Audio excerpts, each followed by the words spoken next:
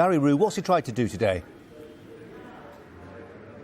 Well, he's basically tried to reverse all the allegations and the assertions and basically the terrible damage that the prosecution did to Oscar Pistorius yesterday.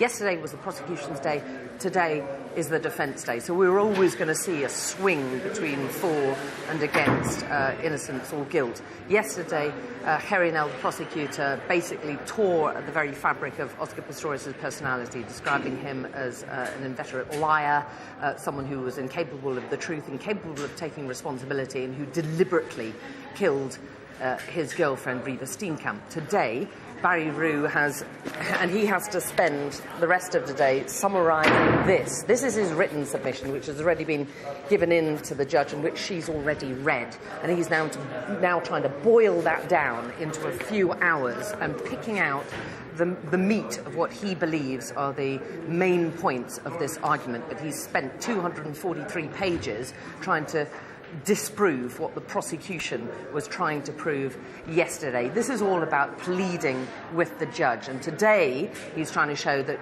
no, he didn't lie. Why would he lie? He stuck to his basic story about shooting in self-defense. He talked about the police incompetence, he talked about the police tampering, talked about the police photographs which showed that things had been moved.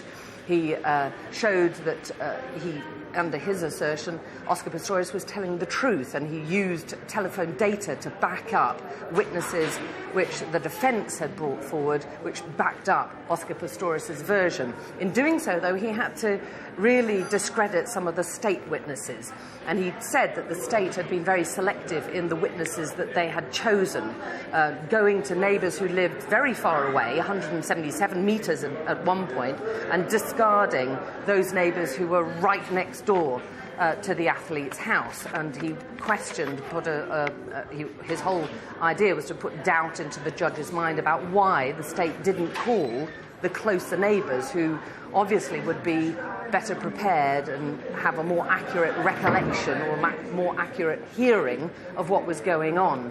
And that is basically what he's been saying. That the underpinning all of this, at the crux of the defence case, were related to that little clip of audio that you just shown, that the athlete's disability meant that he was very, very vulnerable to startled noises. This had been going on throughout his entire life, and he described this as a slow burn, and described it as akin to a domestic abuse victim who, after years and years of abuse, suddenly snapped and killed her aggressor. He likened what Oscar Pistorius had gone through and said because of this disability, he reacted like no other normal-bodied person.